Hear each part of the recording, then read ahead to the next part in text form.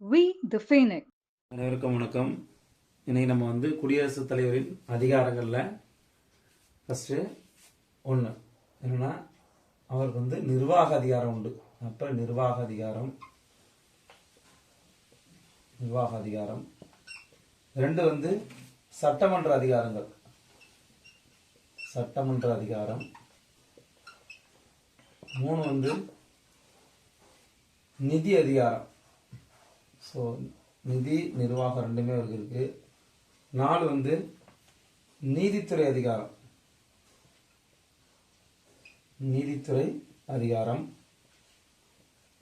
ஐந்து நெருக்கடி கால அதிகாரங்கள். இந்த ஐந்து.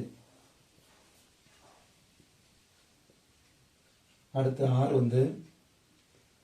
வெளியுறவு அதிகாரம். வெளியுறவு அதிகாரங்கள். ஏழு இராணுவ அதிகாரம்.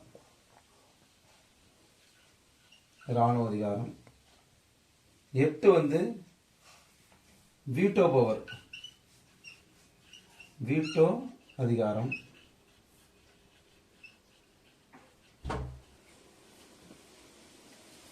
ஒன்பது இதர அதிகாரங்கள். இப்படி 9 வகையா பிரிக்கலாம். ஸோ நிர்வாக அதிகாரம், சட்டமன்றம், நிதி, நிர்வாகம், நீதித்துறை, நெருக்கடி காலம், வெளியுறவு, இராணுவம், வீட்டோ, இதர அதிகாரம் அப்படின்னு ஒரு 9 வகையான அதிகாரங்கள் அவருக்கு நம்ம பிரித்து வழங்கப்பட்டிருக்கு. இதில் ஒவ்வொரு அதிகாரத்தை பற்றியும் இப்போ நம்ம விரிவாக பார்க்கணும். ஸோ ஃபஸ்ட்டு நிர்வாக அதிகாரம். குடியரசுத் தலைவருடைய அதிகாரங்களை பார்த்தோம். அதில் முதல் அதிகாரம் நிர்வாக அதிகாரம். என்னென்ன நிர்வாக அதிகாரம்னா இவர்கிட்ட இருக்குன்னு பார்த்தோம்னா, முதல்ல இந்திய அரசியலமைப்பு சட்டம் என்ன பண்ணுங்க, மத்திய அரசுடைய அனைத்து நடவடிக்கைகளும்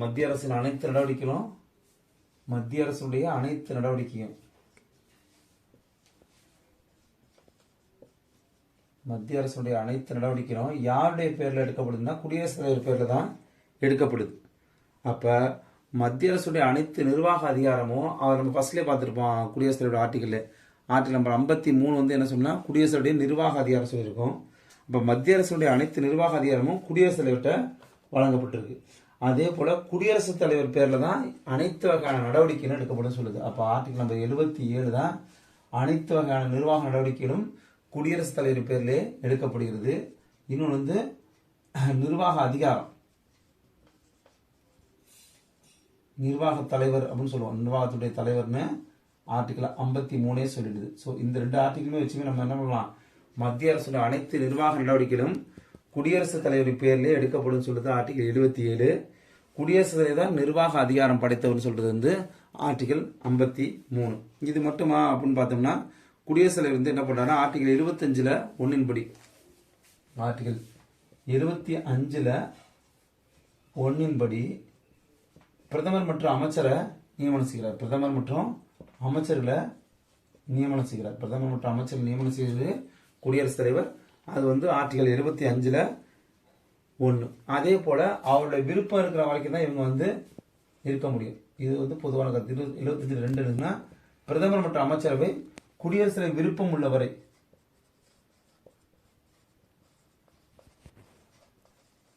விருப்பம் உள்ளவரை தான் அவர் என்ன பண்ணலாம், பதவியில நீட்டிக்க முடியும். அதே போல ஆர்டிகல் 25 கூட்டு பொறுப்பு. இவங்க எல்லாரும் கூட்டு பொறுப்பு, மக்களவைக்கு கூட்டு பொறுப்பு அப்படின்னு சொல்றது. மக்களவைக்கு கூட்டு பொறுப்பு. இது அப்படியே நம்ம பிரதமருக்கும் பார்க்க வேண்டியிருக்கும். இருந்தாலும் இங்க எப்படி பொறுப்பு வாய்ந்தவனா மாறுறாங்க அப்படின்றதான் இந்த இது. அப்ப மத்திய அரசுடைய அனைத்து நடவடிக்கைகளும் குடியரசுத் தலைவர் பேர்ல தான் எடுக்கப்படும் சொல்றது 77. நிர்வாக தலைவர் சொல்றது 53. 75 1 பிரதமர் மற்றும் அமைச்சர்களை நியமனம் செய்கிறார். 75 2 முதலமைச்சர், பிரதமரும் அமைச்சர்களும் குடியரசுல விருப்பம் உள்ளவரை தான் அவங்க பதவியில நீட்டிக்க முடியும். 75 சி அது மக்களவைக்கு கூட்டு பொறுப்பு. சி அல்லது 3 மக்களவைக்கு இவங்க கூட்டு பொறுப்பு வாய்ந்தவங்க அப்படின்னு சொல்றாங்க. இது மட்டுமா அப்படின்னு பார்த்தோம்னா, குடியரசுத் தலைவர் என்னெல்லாம் பண்றாருன்னா, பிரதமர் நன்ற அமைச்சரை சொல்லிட்டார். அடுத்து ஆளுநர் கவர்னரை அப்பாயின்மெண்ட் பண்றாரு. கவர்னர் அப்பாயின்மெண்ட் பண்றாரு. கவர்னர் மட்டும் இல்லை, அதே போல் union territory lieutenant governors and administrators இவங்க எல்லாரையும் அப்பாயிண்ட் பண்ணுறது அவர் தான். அப்போ ஆளுநர், யூனியன் பிரதேசத்துடைய துணைநிலை ஆளுநர்கள் மற்றும் நிர்வாகிகள், அப்புறம் வந்து உச்சநீதிமன்ற சுப்ரீம் கோர்ட்டுடைய ஜட்ஜஸ், சிஜிஐ நீதிபதிகள் மற்றும் உயர் தலைமை நீதிபதி இவங்க நியமனம் செய்கிறாரு. அதே போல் ஹைகோர்ட்டுடைய சீஃப் ஜஸ்டிஸ் அவங்க மற்றும் ஜட்ஜஸை நியமனம் செய்கிறாரு. ஸோ கவர்னர், யூனியன் டெரிட்டரியில் லெப்டினன்ட் கவர்னர் மற்றும் அட்மினிஸ்ட்ரேட்டர்ஸ், சுப்ரீம் கோர்ட்டுடைய judges, chief justice of India, ஹைகோர்ட்டில் சீஃப் ஜஸ்டிஸ் அண்டு வந்து ஜட்ஜஸ் இவங்க நியமனம் செய்கிறார். அது மட்டுமானு பார்த்தோம்னா இன்னும் வந்து ஏஜி அட்டார்னி ஜெனரலை நியமனம் செய்கிறார். அட்டார்னி ஜெனரலை நியமனம் செய்கிறது மட்டும் இல்லாமல் அவருடைய சம்பளம் மற்றும் இதர படிகளை முடிவு செய்வது இவர் தான். சம்பளம் நல்லா இவருக்கு மட்டும் நாம வச்சுக்க, சம்பளம் அண்டு இதர படிகளை நியமனம் செய்வது, இதர படிவுகளை நிர்ணயம் செய்கிறவர் இவர் தான். அதுபோல் வந்து சிஏஜி காம்ப்ட்ரோலர் அண்ட் ஆடிட்டர் ஜெனரல் அவரை நியமனம் செய்கிறதும் குடியரசுத் தலைவர் தான். அதுக்கு அடுத்து வந்து NCBC, NCSC, NCST, NCMC இவங்க எல்லாருமே அப்பாயிண்ட் பண்ணுறது, இவங்க எல்லாருமே நியமனம் செய்கிறதும் குடியரசுத் தலைவருடைய பணிகள் தான். அதே போல் இது ஒரு கேட்டகரியாக இருந்தாலும் இன்னொன்று பார்த்தீங்கன்னா யூபிஎஸ்சி சேர்மன் அண்ட் மெம்பர்ஸ், யூபிஎஸ்சியோட சேர்மன் அண்ட் மெம்பர்ஸ் இவங்களை அப்பாயின்மெண்ட் பண்ணுறாரு. அதே போல் ஃபினான்ஸ் கமிஷனோட தலைவர் மற்றும் உறுப்பினர்களை நியமனம் செய்கிறாரு. இந்த ஃபினான்ஸ் கமிஷனுடைய ரிப்போர்ட்டை வாங்கி பார்லிமெண்ட்டுக்கு தாக்கல் செய்கிற அதிகாரமும் யாருக்கு இருக்குன்னா குடியரசுத் தலைவருக்கு தான் இருக்குது. அதே போல் நேஷனல் ஹியூமன் ரைட்ஸ் கமிஷன், NHRCன்னு சொல்லக்கூடிய நேஷனல் ஹியூமன் ரைட்ஸ் கமிஷனுடைய தலைவரை அப்பாயின்ட் பண்ணுறதும் இவர் தான். இப்போ நேஷனல் ஹியூமன் ரைட்ஸ் கமிஷனோட தலைவர் வந்து ஓய்வு பெற்றார். யாரு? அருண்குமார் மிஸ்ரா வந்து ஓய்வு பெற்றிருக்காரு. இப்போ வந்து தற்காலிக தலைவராக அந்த NHRCயுடைய தற்போதைய வந்து ஆக்டிங் சேர்மனா யாருக்குன்னா விஜய் பாரதி சயானி இவங்க தான் வந்து தற்போது தற்காலிக தலைவராக தேர்வு செய்கிறாங்க. இவங்களுக்கான அப்பாயின்மெண்ட் வந்து போயிட்டு இருக்கு இப்போ. சரி, ஓகே. இவங்க எல்லாருமே நியமனம் சரியாருன்னா குடியரசுத் தலைவர் தான். அதே போல் வந்து முப்படைகளுடைய தளபதி, முப்படைகளுக்கு தலைமை தளபதி நியமனம் செய்கிறவர் தான், முப்படைகளுடைய தளபதி நியமனம் செய்கிறவர் தான். அடுத்து வந்து ஆட்சி மொழி ஆணையம், நம்ம எப்படி வந்து ஃபினான்ஸ் கமிஷனுடைய மெம்பர்ஸ் நம்ம பார்த்தோமோ அதே மாதிரி ஆட்சி மொழி ஆணையம் இதை நிர்ணயம் செய்கிறவரும் இவர் தான். ஸோ இந்த எல்லா அதிகாரம் படைத்தவர் குடியரசுத் தலைவர். இது மட்டுமா அப்படின்னு பார்த்தோம்னா குடியரசு வந்து இதையும் தாண்டி மத்திய மாநில அரசுக்கிடையே வந்து ஒரு நல்ல உறவை பேணுறதுக்கு முக்கியமான ஒரு ஆளுமையாக இவர் இருக்காரு. அதே போல் எந்த பகுதியாகவும் அட்டவணைப்படுத்தப்பட்ட SC ST ஏரியாவாக பிரிக்கிறதுக்கு இவர் தான் அதிகாரம். ST SC ஏரியாவாக அனௌன்ஸ் பண்ணுறதுக்கு குடியரசுத் தலைவருக்கு தான் அதிகாரம் இருக்குது. இதே போல் மத்திய அரசுடைய கவனத்துக்கு, அதாவது ஆளுநருடைய கவனத்துக்கு வராத எந்த ஒரு குடியரசுத் தலைவர் கவனத்துக்கு வராத எந்த ஒரு விஷயத்தையும் கேட்டு பெறக்கூடிய அதிகாரமும் இவருக்கு வழங்கப்பட்டிருக்கு. அதே போல் எந்த ஒரு அமைச்சரும் தன்னிச்சையாக செயல்பட்டாங்க அப்படின்னா அவங்களுடைய முடிவுகளை கேட்டு பெறுவதற்கு குடியரசுத் தலைவருக்கு உரிமை உண்டு.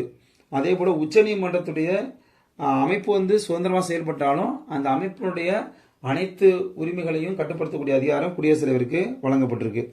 குடியரசுடைய ஆலோசனைப்படி தான் மற்ற அமைச்சர்களை வந்து என்ன பண்ணுறாங்க, துறைகளை ஒதுக்கீடு செய்கிறது. இது போல் வந்து அந்த வேலை எல்லாமே குடியரசுத் தலைவர் தான் பார்க்குறாரு.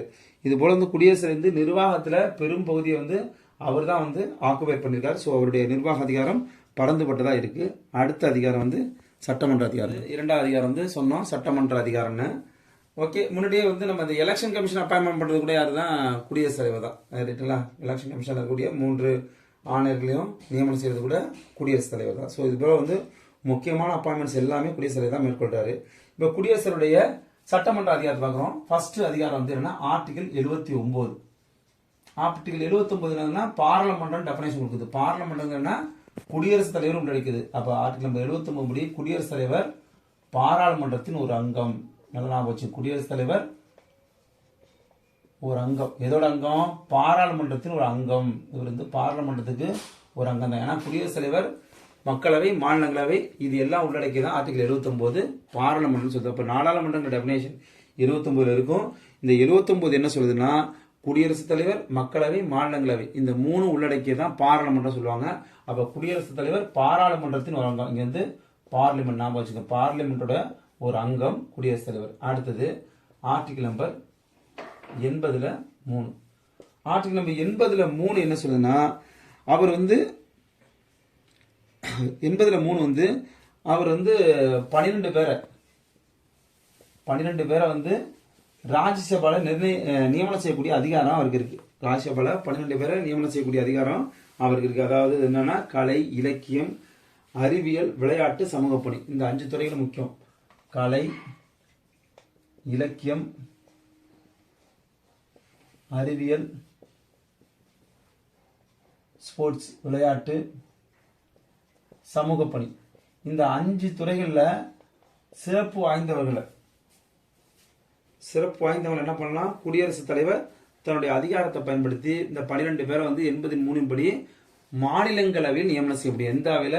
மாநில மக்களவை கிடையாது, மாநிலங்களவையில் நியமனம் செய்யலாம். சோ இது வந்து குடியரசுடைய ஒரு சட்டமன்ற அதிகாரம் கூட. அப்ப 80(3) வந்து 12 பேரை கலை, இலக்கியம், அறிவியல், சமூக பணி, விளையாட்டு ஆகிய துறைகள்ல மாநிலங்களவையில் நியமனம் செய்ய முடியும். சோ இந்த அதிகாரம் குடியரசுத் தலைவருக்கு உண்டு. 80(3). அடுத்து 85. ஆர்டிகல் 85. ஆர்டிகல் 85 என்ன சொல்லணும்னா, நாடாளுமன்றத்தை கூட்டவோ கலைக்கவோ அல்லது முடிவுக்கு கொண்டு வரவோ என்ன பண்ணலாம், நாடாளுமன்றத்தை கூட்டலாம். மக்களவைய மாநிலங்களவை நாடாளுமன்றத்தை கூட்ட கலைக்க முடியும். அதே போல மக்களவைய முடிவுக்கு கொண்டு வர முடியும். ஓகே, முடிவுக்கு கொண்டு வர முடியும். ஸோ இப்போ நாடாளுமன்றத்தை கூட்ட முடியும், நாடாளுமன்றத்தை கலைக்க முடியும், மக்களவை வந்து மட்டும் முடிவு கொண்டு முடியும். ஏன்னா வந்து மாநிலங்களவை வந்து நிரந்தரமானவை. இந்த 3 அதிகாரம் யார்கிட்ட இருக்குன்னா ஆர்டிகல் நம்பர் 85 படி குடியரசுத் தலைவருக்கு உண்டு. அப்ப ஆர்டிகல் நம்பர் 85 வந்து குடியரசுத் தலைவருக்கான நாடாளுமன்ற அதிகாரங்களில் மிக முக்கியமான அதிகாரம். அடுத்து ஆர்டிகல் நம்பர் 86. இது அவருடைய முக்கியமான அதிகாரம் தான். ஆர்டிகல் நம்பர் 86 சொன்னா, ஒவ்வொரு ஆண்டும் நாடாளுமன்றம் கூடும்போது, ஒவ்வொரு ஆண்டு நாடாளுமன்றம் கூடும்போது குடியரசுத் தலைவர் உரையாற்றுது. ஆண்டின் முதல் கூட்டத்தில் உரையாற்றுது.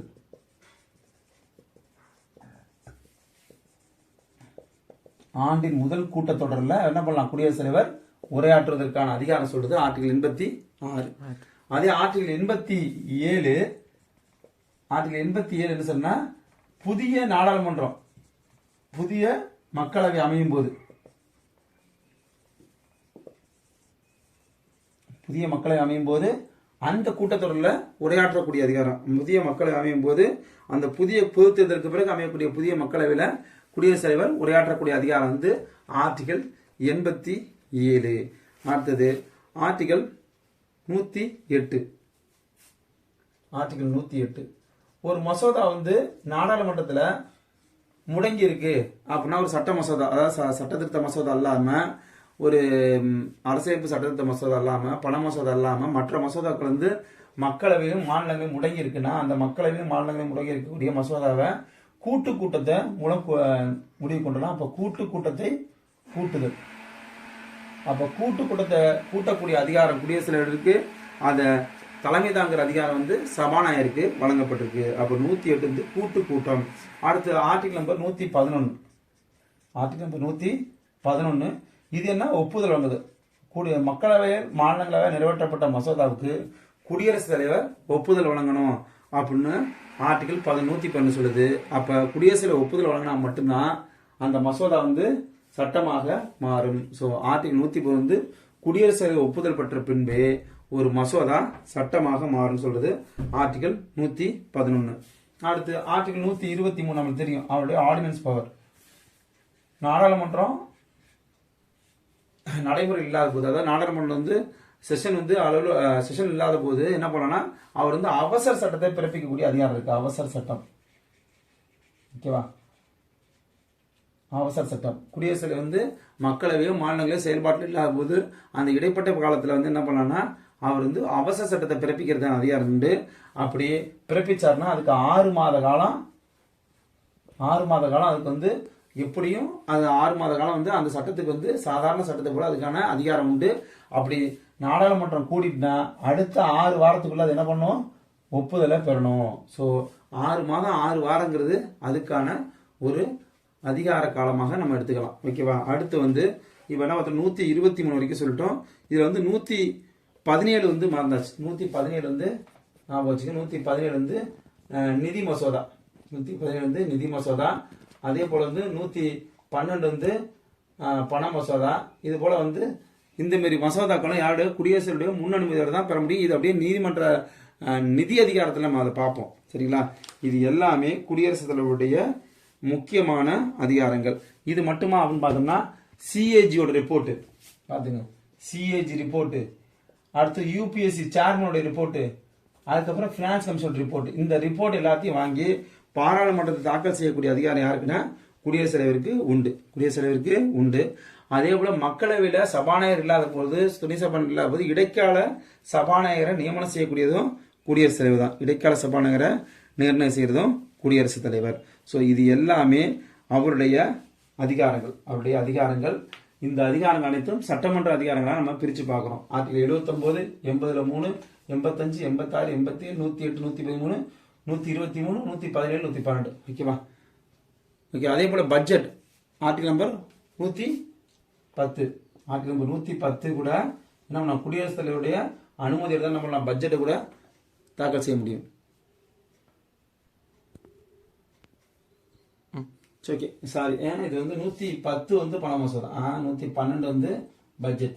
அப்போ 110 பண மசோதா, 117 நிதி மசோதா. இது ரெண்டுமே தாக்கல் செய்யறதுக்கு முன்னாடி வந்து இவருடைய ஒப்புதல் வேணும். 112 படி வந்து பட்ஜெட்டை தாக்கல் செய்யறதுக்கும் குடியரசுடைய அனுமதி வேணும். அப்போ 112 பட்ஜெட், 110 பண மசோதா, 117 நிதி மசோதா. இது எல்லாத்துக்குமே அவருடைய முன் அனுமதி தேவைப்படுது. சரிங்களா? இப்ப நம்ம பார்த்து எல்லாமே சட்டமன்ற அதிகாரம். அடுத்த அதிகாரம் வந்து பார்க்கலாம். இப்ப நிதி அதிகாரம் நம்ம ஆல்ரெடி பார்த்த பாயிண்ட்ஸ் தான் இதுல வரும். ஃபர்ஸ்ட் வந்து ஆர்டிகல் நம்பர் 110. இது வந்து பண மசோதா. பண மசோதா வந்து குடியரசுடைய நிதி அதிகாரத்தில் பொருந்தும். பண மசோதா 110. அடுத்தது ஆர்டிகல் நம்பர் 112 பட்ஜெட் கூட இவருடைய முன் அனுமதியோட தான் தாக்கல் செய்ய முடியும். அப்போ பட்ஜெட் வந்து 112. அடுத்த ஆர்டிகல் நம்பர் 117 நிதி மசோதா. இது வந்து குடியரசுத் தலைவருக்கான அதிகாரங்கள் ஒன்று தான் நிதி மசோதா. சரி, அடுத்து வந்து article number 280 finance commission. Finance கமிஷனை நியமிக்கிறதுக்கான அதிகாரம் இவர்கிட்ட தான் இருக்கு. அதில் உறுப்பினர்களையும் நியமனம் செய்யக்கூடிய அதிகாரம் இவர்கிட்ட இருக்கு. அடுத்த ஆர்டிகல் நம்பர் 267 கண்டிஜென்சி ஃபண்ட் சொல்லக்கூடிய எதிர்பாரா செலவினம், எதிர்பாரா செலவு நிதி, எதிர்பாரா செலவு நிதி. இந்த எதிர்பாரா செலவு நிதிங்கிறது குடியரசுடைய நிதி அதிகாரங்கள்ல ஒண்ணு. என்னன்னா இந்த எதிர்பாரா செலவு நிதியை வந்து எடுத்து செல்லக்கூடிய அதிகாரம் வந்து குடியரசுத் தலைவருக்கு மட்டும் தான் உண்டு. பேரிடர் காலங்களில் இவருக்கு வந்து 500 கோடி ரூபாய் வந்து நிதி ஒதுக்கியிருக்காங்க. இந்த பணத்தை எடுத்து அவர் வந்து எதிர்பாரா சமயங்களை வந்து எடுத்து கொடுத்து செலவினங்களை செய்ய முடியும்.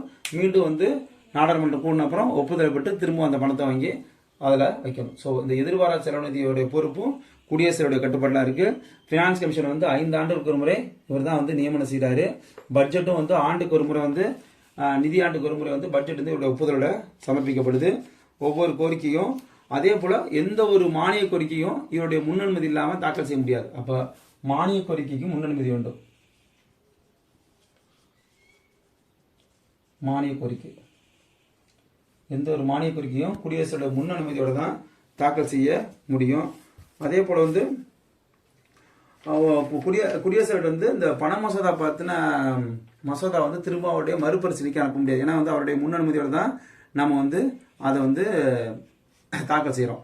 அதே போல் வந்து இதுக்கு முன்னாடி வந்து என்ன இருந்துச்சுன்னா அஸ்ஸாம், பீகார், ஒடிசா, மேற்கு வங்கம் 4 மாநிலங்கள். அஸ்ஸாம் ஞாபகம் வச்சுக்கோங்க, அஸ்ஸாம், பீகார், வெஸ்ட் பெங்கால், அஸ்ஸாம், பீகார், வெஸ்ட் பெங்கால் மற்றும் ஒடிசா. இந்த மாநிலங்கள்ல என்ன இருந்துச்சுன்னா சணல் சாகுபடி பண்ணாங்க. இந்த மாநிலங்கள் வந்து சணல் சாகுபடி செய்யும்போது அந்த பகுதிகளுக்கு வந்து ஏற்றுமதி செய்யக்கூடிய பொருட்களுக்கு சணல் ஏற்றுமதி பொருட்களுக்கு வந்து என்ன பண்ணணும்னா மானியங்கள் தர முடிவு செய்யப்பட்டது. அதை கூட நிர்ணயம் செய்து யாருன்னா குடியரசுத் தலைவர் தான் அப்படின்னு. அப்ப வருமான வரியிலிருந்து மாநிலங்களுக்கு பங்கினை வந்து முடிவு செய்வது மட்டும் இல்லாம இந்த அசாம், பீகார், வெஸ்ட் பெங்கால், ஒடிசா ஆகிய மாநிலங்கள்ல ஏற்றுமதி செய்யக்கூடிய சணல் பொருட்களுக்கான ஏற்றுமதி வரிகளுக்கும் பதிலாக தர வேண்டிய மானியத்தையும் முடிவு செய்யறது அவராக இருந்தார். சரியா? அப்ப வருமான வரி எவ்வளவு பிரிச்சு கொடுக்குன்னு சொல்றவரும் குடியரசுத் தலைவர் தான். அதே மாதிரி வருமான வரியிலிருந்து மாநில அரசுக்கு எவ்வளவு பணம் பிரிச்சு கொடுக்குன்னு சொல்றவரும் குடியரசுத் தலைவர். ஸோ இதெல்லாம் அவருடைய நிதி அதிகாரங்கள். அடுத்த அதிகாரம் நீதித்துறை அதிகாரங்கள். நீதித்துறை அதிகாரங்கள் வந்து ஃபர்ஸ்ட் வந்து ஆர்டிகல் நம்பர் 143. ஆர்டிகல் நம்பர் 143 இது என்னன்னா ஆலோசனை பெறும் அதிகாரம். ஆலோசனை பெறும் அதிகாரம் என்ன பண்ணலாம்? குடியரசுத் தலைவர் உச்சநீதிமன்றத்தில் குறிப்பிட்ட சட்டங்கள் குறித்து ஏஜி அட்டார்னி ஜெனரல் மூலியமா ஆலோசனை பெறலாம். அப்ப குடியரசுத் தலைவர் நீதித்துறை சம்பந்தமான எந்த ஒரு விஷயங்களையும் ஆலோசனை பெறுவதற்கு, சட்டம் சம்பந்தமா எந்த ஒரு விஷயங்களும் ஆலோசனை பெறுவதற்கு குடியரசுத் தலைவருக்கு அதிகாரம் வழங்கக்கூடிய சட்டம் 143. அப்ப 143 குடியரசுத் தலைவர் உச்சநீதிமன்றத்தில் சட்டம் தொடர்பான ஆலோசனை பெற அதிகாரம் வழங்கப்பட்டிருக்கு. இது யார் மூலியமா தொடர்பு கொள்வார்னா ஏஜி அட்டார்னி ஜெனரல் மூலியமா தொடர்பு கொள்வார். அடுத்தது ஆர்டிகல் நம்பர் 72. இதுதான் தெரியும், மன்னிப்பு அளிக்க அதிகாரம். மன்னிப்பு அளிக்க அதிகாரம். அப்ப இந்த பார்டனிங் பவர் சொல்லக்கூடிய மன்னிப்பு அளிக்க அதிகாரத்தை வந்து 72ல சொல்றாங்க. இந்த 72 கீழே மன்னிப்பு அளிக்கக்கூடிய அதிகாரம் வந்து ஆளுநரை விட பறந்துபட்டது யாருக்குன்னா குடியரசுத் தலைவருக்கு. ஓகேவா? ஆளுநரை விட மிகப்பெரிய மன்னிப்பு அளிக்கக்கூடிய அதிகாரம் யாருக்கு வழங்கப்பட்டுனா குடியரசுத் தலைவருக்கு வழங்கப்பட்டிருக்கு. ஸோ குடியரசுத் தலைவருக்கா ஆளுநருக்கா மன்னிப்பு அளிக்க அதிகாரம் பெருசுன்னு பார்த்தா நீதித்துறையில வந்து மன்னிப்பு அளிக்க அதிகாரம் குடியரசுத் தலைவருக்கு மிக அதிகம் வழங்கப்பட்டது. என்னன்னா குடியரசுத் தலைவர் யாரெல்லாம் மன்னிக்கலாம் பார்த்தீங்கன்னா சட்டத்துக்கு எதிராக செய்யப்பட்ட தண்டனை இருக்கு. சட்டத்துக்கு எதிராக செய்யப்பட்டதால் வழங்கப்பட்ட தண்டனை அனைத்துக்கும் அவர் மன்னிப்பு வழங்கலாம். அதே போல நீதிமன்றத்தால் வழங்கப்பட்ட அனைத்து தண்டனைக்கும் மன்னிப்பு வழங்கலாம். அதே போல முக்கியமா வந்து ராணுவ நீதிமன்றத்தால் வழங்கப்பட்ட தண்டனைக்கு வழங்கலாம். ஆனா அது யாருக்கு இருக்காது? ஆளுநருக்கு கிடையாது. ஸோ ராணுவ நீதிமன்றம் வழங்கிய தண்டனை வழங்கலாம்.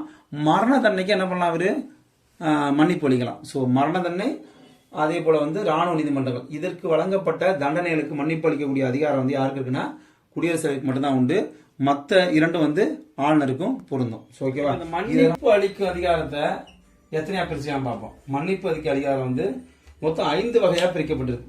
மன்னிப்பு அளிக்க அதிகாரம் 5 வகையா பிரிக்கப்பட்டிருக்கு. அதுல ஒண்ணு என்ன? மன்னிப்பு. ஓகேவா? மன்னிப்பு அப்படின்னா பேடன் அப்படின்னு சொல்றாங்க. PARDON பேடன் பவர், பேடனிங் பவர் சொல்லுவோம். அதாவது என்ன, ஒட்டுமொத்தமாவே அந்த தண்டனை மன்னிச்சிருது. அவர் என்ன தண்டனை செஞ்சாலும் அவர் வந்து முழுவதுமா தண்டனையிலிருந்து விடுதலை கொடுத்து அவர் வந்து தண்டனையிலிருந்து வெளியேற்றுறது, முழுவதுமா அவர் வந்து மன்னிக்கிறது தான் வந்து பேடனிங் பவர் அல்லது மன்னிப்பு அதிகாரம் அப்படின்னு சொல்றது. மன்னிப்பு அப்படிங்கிறது என்னன்னா அவர் வந்து ஒட்டுமொத்தமாவே தண்டனையிலிருந்து விடுதலை செஞ்சிருது. ஓகே, அவருக்கு எந்த ஒரு தண்டனை வழங்காம அவர் விடுதலை செய்யறதுக்கு தான் பேடன் பவர். சரி, ஓகே. அப்ப முழுவதுமா விடுதலை செய்யறதுக்கு பேர் என்னன்னு கேட்டா மன்னிப்பு. அடுத்து வந்து இன்னொன்று இருக்கு, நிறுத்தி வைத்தல். ரெண்டாவது நிறுத்தி வைத்தல். எப்ப நிறுத்தி வைப்பாங்க அப்படின்னு பார்ப்போம். நிறுத்தி வைத்தல் இது வந்து ஆங்கிலத்திலிருந்து ரெப்ரிவ் அப்படின்னு சொல்லுவோம். நிறுத்தி வைத்தல் ஆங்கிலத்திலிருந்து ரெப்ரிவ், REPRIEVE, ரெப்ரிவ். ரெப்ரிவ் என்னன்னா தண்டனையை வந்து தற்காலிகமா நிறுத்தி வைக்கிறதுக்கு தான் நிறுத்தி வைத்தல் அல்லது ரெப்ரிவ் சொல்லுவோம். அதாவது என்னன்னா மரண தண்டனை விதிக்கப்பட்டிருக்கலாம். அப்ப மரண தண்டனை விதிக்கும் போது அவங்க என்ன பண்ணுவாங்க, மேல்முறையீடுக்கு போகலாம். அப்ப மேல்முறையீடு செல்லும் போது அப்ப அந்த தண்டனை வந்து தற்காலிகமா நிறுத்தி வைக்கிறது நிறுத்தி வைத்தல். ஓகேவா? தண்டனையை தற்காலிகமாக இடைநீக்கம் செய்து நிறுத்தி வைக்கிறதுக்கு தான் நிறுத்தி வைத்தல் பொருள். அதை ரெப்ரிவ் சொல்லுவாங்க. மரண தண்டனை விதிக்கப்பட்ட ஒரு கைதி தன்னை வந்து மேல்முறையீடு செய்ய போறாரு அல்லது மன்னிப்பளிக்கும் அதிகாரத்துக்காக அவர் கொடுத்திருக்காரு அப்படின்னா அப்போ வந்து என்ன பண்ணலாம், அவருடைய மரண தண்டனை வந்து நிறுத்தி வைக்கிறது. ஓகேவா? அப்ப அது வந்து நிறுத்தி வைத்தலும் பொருள். அடுத்தது மூன்றாவது அதிகாரம், அது என்னன்னா குறைத்தல். குறைத்தல் இது வந்து ரெஸ்பைட் அப்படின்னு சொல்லுவோம். RESPITE, ரெஸ்பைட் அப்படின்னு சொல்லுவோம். ரெஸ்பைட் என்னன்னா குறைக்கிறது. அதாவது அவருடைய நன்னடத்தை காரணமா, அவருடைய ரெஸ்பெக்ட், அவர் காட்டக்கூடிய நன்னடத்தின் காரணமா அவருடைய தண்டனைகளை சிறிது குறைத்து வைக்கிறதுக்கு பேர் தான் குறைத்தல் பேர். ஓகே, எடுத்துக்காட்டு வந்து கர்ப்ப காலங்கள்ல கர்ப்பமா இருக்காங்க அப்படின்னா அவங்களுடைய தண்டனையை குறைக்கிறது. அதே போல வந்து நன்னடத்தை, அவங்க வந்து சிறை தண்டனையில நல்லா இருந்தாங்க, நல்லபடியா நடந்துக்கிட்டாங்க அப்படின்னா அவங்களுடைய தண்டனையை குறைக்கிறது. இது வந்து குறைத்தல், ரெஸ்பெக்ட். எப்ப அவங்களுடைய நன்னடத்தையின் காரணமாக அவங்களுடைய சில அடிப்படை காரணங்களால அவங்களை குறைக்கிறது பேர் வந்து குறைத்தலும் பேர், தண்டனை குறைக்கிறது பேர் குறைத்தலும் பேர். அடுத்து 4 வந்து தளர்த்துதல். தளர்த்துறது, தளர்த்துதல் அப்படின்னா ரெமிஷன், REMISSION, ரெமிஷன் அப்படின்னு சொல்லுவோம்.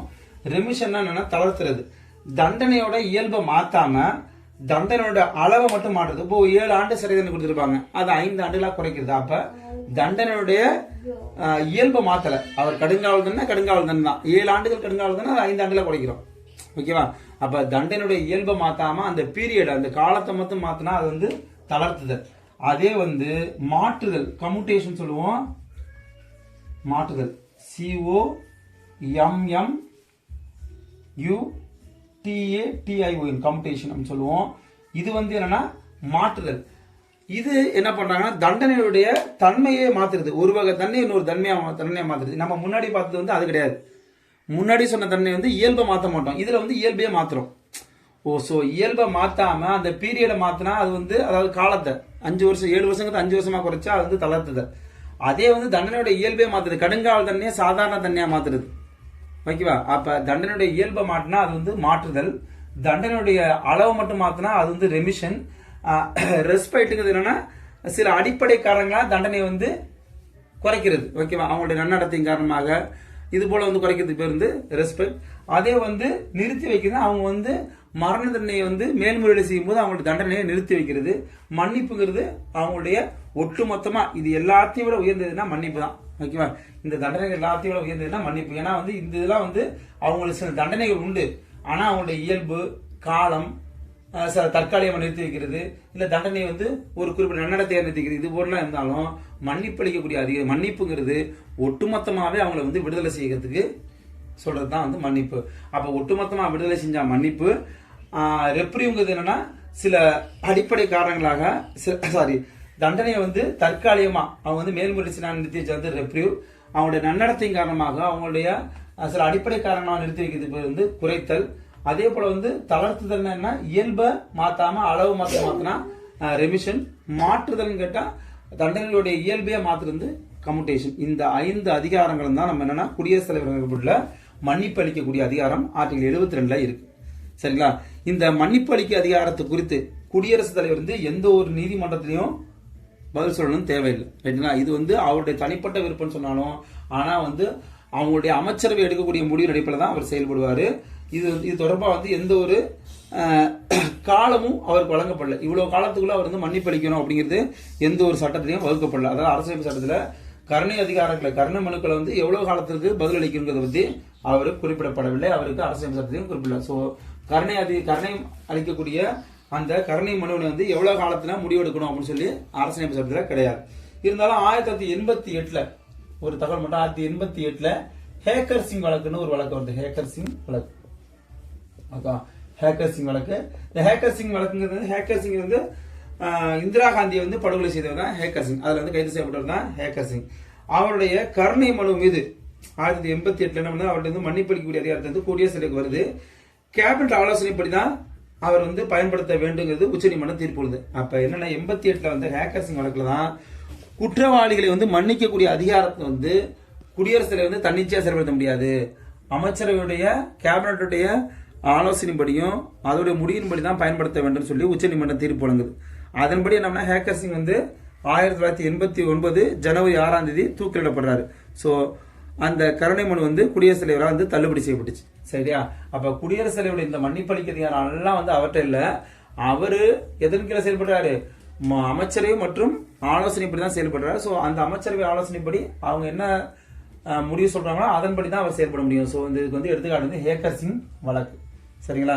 இந்த மன்னிப்பு அளிக்கக்கூடிய அதிகாரம் மட்டும் இல்ல, இது எல்லாம சில அதிகாரங்கள் வந்து குடியரசுத் தலைவருக்கு வழங்கப்பட்டது. ஆர்டிகல் 125 உச்சநீதிமன்ற நீதிபதிகள் நியமிக்கக்கூடிய அதிகாரம். ஆர்டிகல் 125 உச்சநீதிமன்ற நீதிபதிகள் நியமிக்கக்கூடிய அதிகாரம். ஆர்டிகல் 217 வந்து ஹைகோர்ட், சுப்ரீம் கோர்ட்டுடைய ஜட்ஜஸ் நியமிக்கக்கூடிய அதிகாரம் 125. அதே போல வந்து ஹைகோர்ட்டுடைய ஜட்ஜஸ் நியமிக்கக்கூடிய அதிகாரம் வந்து 217. இது எல்லாமே குடியரசுத் தலைவரால் ஏற்படுது. அதே போல குடியரசுத் தலைவருக்கும் உச்சநீதிமன்ற தலைமை நீதிபதிக்கும் அந்த குடியரசுத் தலைவருக்கும் உச்சநீதிமன்ற தலைமை நீதிபதிக்கும் ஒரு முரண்பாடு ஏற்பட்டா குடியரசுத் தலைவருடைய கருத்து வேறுபாடுல வந்து யாருடைய கருத்து உயர்வா இருக்கும்னா குடியரசுத் தலைவருடைய கருத்து தான் உயர்வானதா கருதப்படும். அதே போல குடியரசுத் தலைவர் தான் உயர் நீதிமன்றத்தில் எவ்வளவு நீதிபதிகள் இருக்கலாங்கிறத முடிவு செய்யறது குடியரசுத் தலைவர். ஸோ உச்சநீதிமன்றத்துக்கு தெரியும் 1+33 தெரியும், ஆனா உயர் நீதிமன்றத்தில் எவ்வளவு இருக்குன்னு முடிவு செய்யறது குடியரசுத் தலைவரே ஆகும். ஏன்னா வந்து உயர் நீதிமன்றத்துக்கு இத்தனை நீதிபதிகள்னு குறிப்பிடப்படல அரசியலமைப்பு சட்டத்தில். ஆனா குடியரசு உச்சநீதிமன்றத்தை பொறுத்த வரைக்கும் 133, உயர்நீதிமன்றத்தை பொறுத்த வரைக்கும் குறிப்பிடப்படல. அப்ப அந்த குறிப்பிடப்படாத விஷயத்தை வந்து முடிவு செய்யக்கூடிய அதிகாரம் குடியரசுத் தலைவர்கிட்ட அனுப்பிட்டுருக்கு. இதுதான் வந்து குடியரசுடைய நீதித்துறை அதிகாரம், மிக முக்கியமான அதிகாரம் கூட. அடுத்த அதிகாரத்துக்கு போலாம். வந்து நெருக்கடி காலநிலை அதிகாரங்கள், நெருக்கடி கால அதிகாரங்கள். அப்ப வந்து நெருக்கடி நிலைங்கிறது நம்ம இதுல 3 இது இருக்கு. Article 352, article 356, article 360. இந்த 3 வகையான நெருக்கடிகளை வந்து இந்திய அரசியல் சொல்லப்பட்டிருக்கு. அதாவது 352 சொல்லக்கூடிய நெருக்கடி நிலைங்கிறது தேசிய நெருக்கடி, நேஷனல் எமர்ஜென்சி சொல்லக்கூடிய தேசிய நெருக்கடி நிலை. 356 மாநில நெருக்கடி நிலை அல்லது குடியரசுத் தலைவர் ஆட்சின்னு சொல்லுவோம், மாநில நெருக்கடி நிலை. அடுத்தது 360 நிதி நெருக்கடி நிலை. இந்த 3 நெருக்கடி நிலையும் இந்திய அரசியல் சட்டத்தில் சொல்லப்பட்டது. 352 வந்து தேசிய நெருக்கடி நிலைன்னு சொல்லுவோம். நாடு முழுமைக்கோ இல்லை நாட்டின் ஒரு பகுதிக்கோ இதை வந்து செயல்படுத்த முடியும். மாநில நெருக்கடிங்கிறது ஒரு குறிப்பிட்ட மாநிலத்தில் நம்ம வந்து குடியரசுத் தலைவர் ஆட்சியை கொண்டு வரலாம், சட்டமன்றத்தை கலைச்சிட்டு. 360 நிதி சம்பந்தமான நெருக்கடிகளை வந்து பிறப்பிக்கக்கூடிய அதிகாரம். இந்த 3 அதிகாரம் யார்கிட்ட இருக்குன்னா பிரசிடென்ட் தான் இருக்கு. ஓகேவா, பிரசிடென்ட் இருக்கக்கூடிய அதிகாரம். ஸோ இந்த 3 அதிகாரத்தையும் பிறப்பிக்கக்கூடிய அதிகாரம் குடியரசுத் தலைவரிடமே வழங்கப்பட்டிருக்கு. இதுல பாத்தீங்கன்னா முதல்ல சொன்ன பாருங்க, தேசிய நெருக்கடி. இது எப்பப்பெல்லாம் பிறப்பிக்கப்படும்னா போர், வெளிநாட்டுடைய ஆக்கிரமிப்பு, ஆயுதம் இந்திய கிளர்ச்சி. இந்த 3 காரணங்களை கருத்துல கொண்டு நாட்டுடைய உள்நாட்டு பாதுகாப்பை கருத்துல வச்சுக்கிட்டு நம்ம என்ன பண்ணோம்னா இந்த நெருக்கடி நிலையை பிறப்பிக்கிறாரு குடியரசுத் தலைவர். அதே போல 2வது நெருக்கடி சொல்ல பாருங்க 356 மாநில நெருக்கடி. இது எப்பன்னா மாநிலத்தில் வந்து அரசியலமைப்பு சட்டத்துக்கு முரணா செயல்படும் போது, மாநில நிர்வாகம் செயலற்று இருக்கும் போது, அந்த சூழல் வந்து மாநில நெருக்கடி நிலையை வந்து குடியரசுத் தலைவர் பிறப்பிக்கிறார்.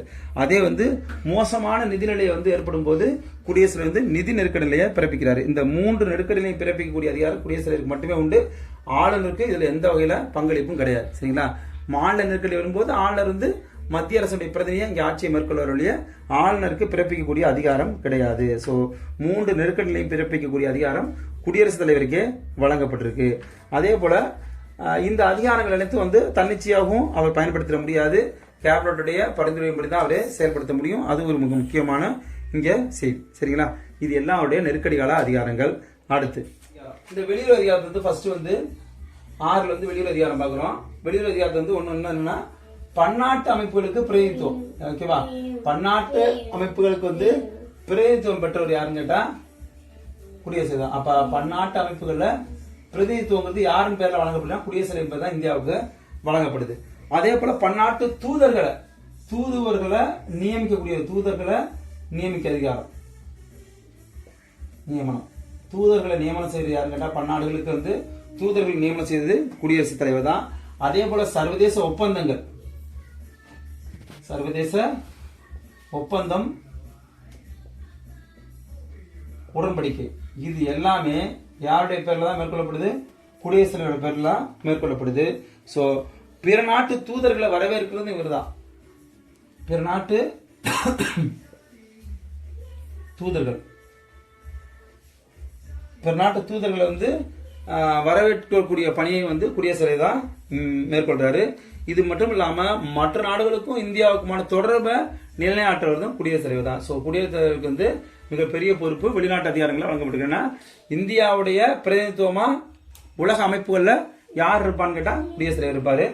தூதர்களை நியமனம் செய்யறது, வெளிநாடுகளுக்கு தூதர்கள் நியமனம் செய்த குடியரசுத் தலைவர். சர்வதேச ஒப்பந்தங்கள்ல உடன்படிக்கையில கையொப்பமிடக்கூடிய அந்த அதிகாரத்தை வந்து கொடுக்கறது யாருன்னு கேட்டா குடியரசுத் தலைவர். அவருடைய பேர்ல தான் நம்ம பயன்படுத்துறோம். அதே போல பிற நாட்டு தூதர்களை வரவேற்கக்கூடிய பணி அவர் தான் சொல்றாரு. கடைசியா வந்து குடியரசுத் தலைவர் தான் பிற நாடுகளுக்கு இடையான நல்லுறவை பேணி பாதுகாக்கக்கூடிய பொறுப்பும் அவர்கிட்ட தான் இருக்கு.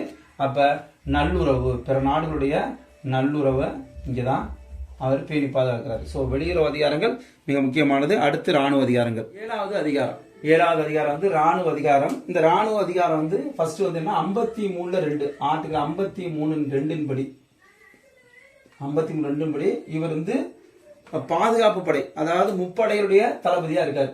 அதாவது முப்படைகளுக்கும் தலைவர் யாருன்னு கேட்டா குடியரசுத் தலைவர். அதே போல முப்படைகளின் தலைமை தளபதி என்ற அதிகாரத்தை வந்து இவர் வழங்க முடியல, தளபதிகள் நியமனம் செய்யக்கூடிய அதிகாரம் இருக்கு.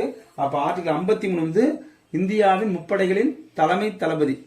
ஓகேவா, தளபதி இவர் தான். முப்படைகளுக்கும் தலைமை தளபதி இவர் தான்.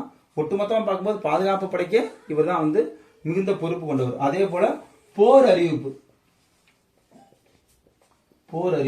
பிற நாடு மீது போர் அறிவிக்கிறது, போரை வந்து முடிவு கொண்டு வர்றது, இது எல்லாத்தையுமே செய்யக்கூடியவர். அமைதியை வந்து அறிவிக்கிறது, இது எல்லாமே வந்து குடியரசுத் தலைவருடைய அதிகாரங்கள். அப்ப போர் அறிவிப்பு மற்றும் அமைதியை ஏற்படுத்தக்கூடிய அதிகாரம், இது எல்லாமே குடியரசுத் தலைவர் பேர்ல தான் மேற்கொள்ளப்படுது. அமைதி அறிவிப்பு இதெல்லாம் வந்து ராணுவ அதிகாரங்கள முக்கியமானது. அது மட்டும் இல்லாம ராணுவ அதிகாரங்கள் தொடர்பான பாராளுமன்ற சட்டங்களை மூலமா அவர் என்ன பண்ணலாம், ராணுவத்தை வந்து ஒழுங்குபடுத்தலாம். அப்ப ராணுவங்களை ஒழுங்குபடுத்துவதற்கு பாராளுமன்றத்தின் மூலியமா சட்டம் இயற்றக்கூடிய அதிகாரம் இருக்கு. பாராளுமன்ற சட்டம் இயற்றுதல், பாராளுமன்ற சட்டம். ஸோ இந்த கடைசி என்ன சொல்றாங்கன்னா, குடியரசுத் தலைவர் என்ன பண்ணலாம், ராணுவ அதிகாரங்களை பாராளுமன்ற சட்டத்தின் மூலியமா என்ன பண்ணலாம், ஒழுங்குபடுத்தலாம் அப்படின்னாங்க.